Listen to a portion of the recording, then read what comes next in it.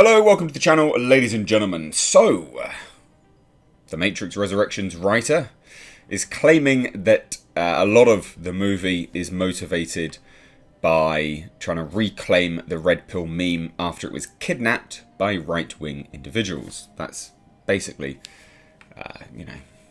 the sum of it. Now, this is technically old news, but I thought what I would do is at least watch the movie. I've done my reviews. I've done non-spoilers and a spoiler-filled review. I'll leave them linked down below. Check them out. We even gave it a group therapy session, which is a live stream, quite cathartic. I just bitch about it, right? And that's reserved for the most egregious entries to the film industry.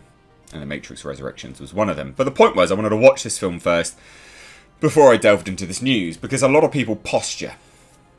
A lot of individuals, come out, they say all of these things, and they're talking absolute nonsense. You get to the film, and it's nowhere to be seen. So I wanted to see whether this was going to be a case of that, or whether there was any actual truth to what was being stated here. So let's dive into it, ladies and gents.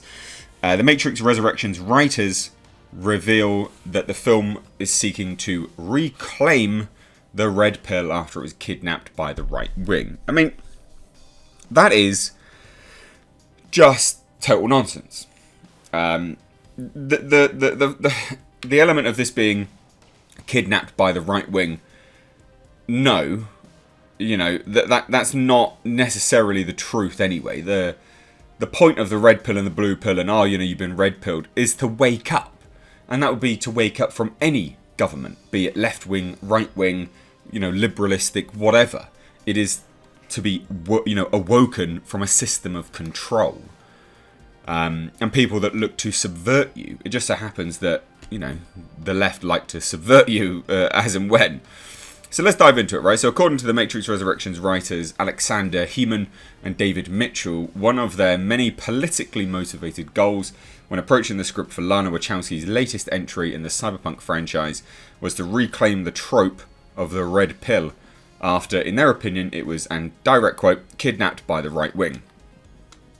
Now, we'll continue a bit further and get their quotes and stuff like that, the actual interview. So Heeman, author of The Lazarus Project, and Mitchell, original book author, Cloud Atlas, revealed the political lens through which they wrote The Matrix Resurrections during an interview with the AV Club, given in promotion of the film's release, opining that Resurrections is so much more specific in its aims and a very personal film that touches upon such real-world topics as Cambridge Analytica, precursors to the metaverse, social media radicalization. The AV Club staff reporter Matt Skimcounts, butchered that, asked the pair of writers if said topics were things that they were talking about while writing the film, to which Heeman replied, "We were aware because you bring it into the pit," the self-ascribed name for Heeman, Mitchell and Wachowski's writing collective, all that's happening in the world, so we talked about specific things. Things like the red pill, the blue pill trope or meme, and how it was kidnapped by the right wing. I don't know, for those that apparently need this, you need to be handheld through this. You can't kidnap a meme, okay? You just can't, right? They're free to use by anyone, okay? Right? It's just like jokes, jokes, names, whatever. They can't be kidnapped, right? They're free to be used by anyone. Anyone can use these things, right? Just go and use them, right? They're not being kidnapped. It's not held hostage. It's not held to ransom. Okay, it's just that people use it. And again, remember, it's for control. It's literally just for control. So that can be anyone or subversive. But again, just so happens that, traditionally left-wing groups are the ones which like to subvert. So the verb to red pill and so on. So one thing we were mindful of is how to reclaim that trope to renew the meaning of red pill, blue pill. Heeman continued, obviously we weren't involved, but the first Matrix was so present in the world while also being ahead of its time. So with this movie too, we were deeply embedded in the time, early 2019, but also we were thinking about the future. I had to catch up with them on that. So Skimkowitz then noted that the scenes with the analyst were especially pointed as he's using some of the terminology of right-wing radicalization, like the conservative retort, facts don't care about your feelings, leading him to ask Heeman and Mitchell, was it empowering to write a rebuttal to the weaponization of Lana and Lily's work? To which the reply, the first answer was Mitchell, and he stated, "I suppose the short answer is yes. I don't see myself as a frontline fighter in the culture war, but you also want your work to mean something, to have an ethical edge. One of the many reasons I'm proud of Resurrections is it does have that. What I'm trying to say is, I think the film has integrity, and perhaps that's the source of integrity." Look, does this reclaim the red pill, blue pill from what they consider to be right-wingers? Absolutely not. Absolutely not. Even in that statement alone, right, when they have, like, again, I've watched the film, right? So you have the analyst, Neil Patrick Harris, all dressed in blue, trying to give Neo blue pills all the time. Okay? So the message there is, blue pill bad, red pill good still. Okay, that's still dumb. That doesn't reclaim the red pill trope or meme in any way, shape or form. And then you also have the fact that they're trying to say, there was a rebuttal to, facts don't care about your feelings, and this individual, Mitchell, saying, yeah, I don't see myself as a frontline fighter in the culture war, but, it's good if your work means something and has an ethical edge. I'm proud of Resurrections. It does have that. What I'm trying to say is I think the film has integrity, and perhaps that's a source of the integrity. There is nothing about this film which reclaims the red pill from what they consider to be the right wing. Nothing at all. And not only that, you also turned the analyst into a weird misogynistic troll at the end. I mean, that goes to show how infantile your attitude is to this culture war. If the culture war can be boiled down to right-wingers bad because they're misogynistic trolls, you're an infant. You're an imbecile. Your brain capacity is just beggars belief. Like, what? Really?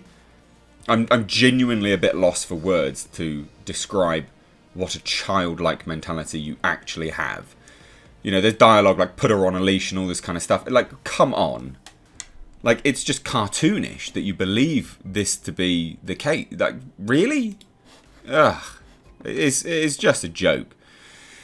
Anyway, taking his turn to speak, Heeman asserted, "I concur. There's a bit of a difference between my and Mr. Mitchell's situation in that, well, he's a kind of person so he doesn't get angry as much, but largely because I live in the United States. The pit is a kind and warm space. We don't argue or get angry with each other, but I am infused with a need to confront some of the things that are taking place in this country. That was the case before and after."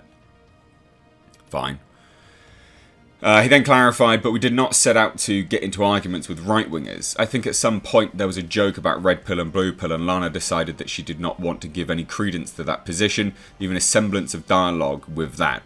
There's nothing to talk about with that. It's like having debates with creationists. By inviting them to the podium, it's a tacit endorsement that the idea is up for debate."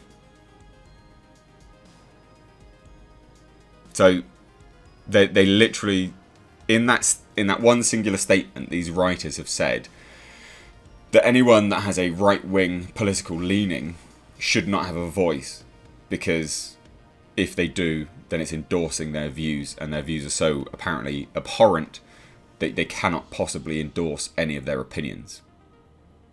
Wow. Just wow. In conclusion to their discussion of the film's politics, Heeman adamantly told Skimkowitz, "My personal position is I don't discuss things with Nazis and fascists. There's nothing to talk about," he maintained. Wow. "One of us is just going to be left standing, and I want it to be me and my people." Wow. I mean, look, ladies and gents, this film does not reclaim anything. It's a terrible film. It's just god-awful. And this is all posturing, like I thought it would be. It's just posturing to get headlines, because if you watch the film, there's nothing which reclaims the red pill meme. They still have to give red pills to people to break free from the Matrix. Like, come on. Why? Why are you trying to posture through this? Are you just trying to get headlines to mask away the nonsense of your crap film? And they are the writers, so that theory does have some water to it. But whatever. I'd love to hear your thoughts. Let me know down below. A lot of people have seen this film now because it's on HBO Max. So what did you think? Do you think it reclaims the red pill from right-wingers? Let me know what you think down below. Remember, these people hate you. They hate anyone that's not overtly, very, very quite left-leaning. Anyway, let me know what you think down below. If you're new here, do hit subscribe. Thank you so much for watching. Take care.